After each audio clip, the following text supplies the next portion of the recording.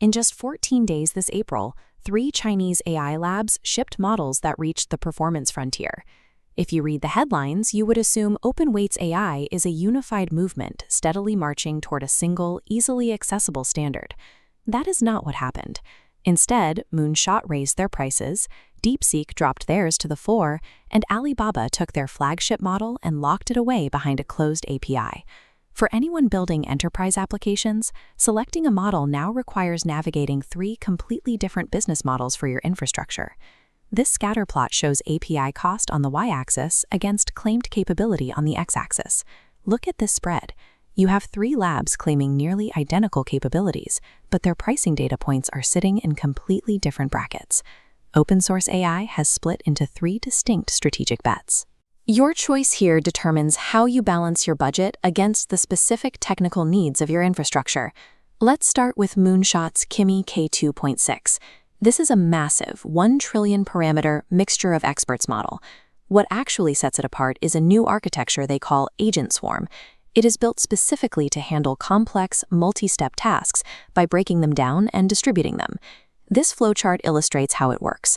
A single input instantly expands into a swarm of 300 subagents, coordinating across 4,000 steps. This architecture pushes K2.6 to rank number 4 overall on intelligence indexes, sitting right below the top 3 closed models. But that lead comes with a steep bill. Moonshot hiked K2.6's input and output token prices by 60%. They are abandoning the assumption that open weights should be cheap. And if you want to run it yourself to avoid those API costs, the base weights are 595 gigabytes. True local control means standing up a serious multi-GPU enterprise rig. Moonshot is betting that serious operators will pay closed model premiums to keep the highest tier reasoning under their own control. DeepSeek looked at the exact same market and took the opposite bet with V4. They released 2 models, a heavy V4 Pro and a lighter V4 Flash. If you route heavy workloads to V4 Pro, you get coding capabilities that brush right up against the top frontier models, but at an extreme discount. This bar chart compares output costs. Kimi K2.6 sits at $4 per million tokens, while DeepSeek V4 Pro is just 87 cents. But notice the radar charts. DeepSeek matches Kimi on coding, but shrinks on broad reasoning. Also, that 87-cent price ends May 5th. DeepSeek is banking that absolute quality leadership matters less than ruthless token efficiency. They want to win market dominance through rock-bottom cost baselines. You have likely seen coverage calling DeepSeek V4 a completely independent Chinese AI stack. We need to temper that with the actual technical reality. What is verified is that Huawei Ascend 950 PR supernodes fully support V4 for mass inference. In this architecture diagram, traditional NVIDIA components are grayed out. Huawei Ascend hardware is solid green for inference and dashed yellow for training. This means operators can stand up inference infrastructure completely insulated from US export controls. The trade-off is that none of this Ascend hardware fits on your desk. It is strictly for data centers. And DeepSeek hasn't actually disclosed what hardware they use to train the Pro model, meaning full-stack sovereignty is still incomplete. V4 is not a finished end-to-end product, but it is the first credible foundation we have for a parallel AI supply chain. Then there is Alibaba. Their Qwen 3.6 release strategy ignores the paths taken by both Moonshot and DeepSeek.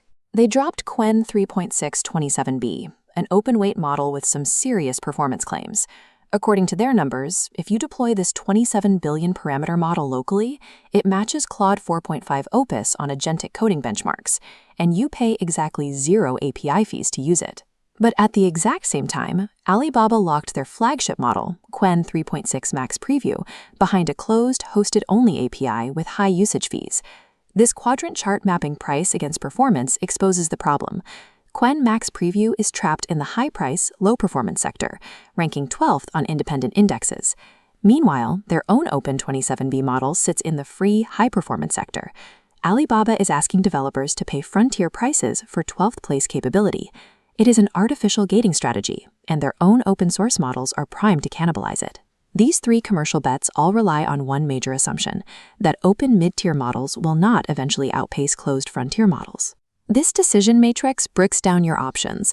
If you are a performance buyer who requires top-tier agent orchestration, bet on Kimi K2.6. If you are building for scale or need to sidestep US hardware limitations, place your bet on DeepSeek v4 for maximum token efficiency. If you are a local optimizer, deploy the Qwen 3.6 27B model for high performance on your own rigs and avoid their overpriced max tier. Over the next 30 days, do not lock in long-term contracts until independent boards like Aider and Bench verify these self-reported capability claims. You also need to watch DeepSeek closely after May 5th to see where their actual post-promotional API costs land. Utilizing open weights in 2026 requires hypervigilance. The terms of access can change quickly, so watch the repository commits, not the press releases, to ensure your chosen stack stays in your control.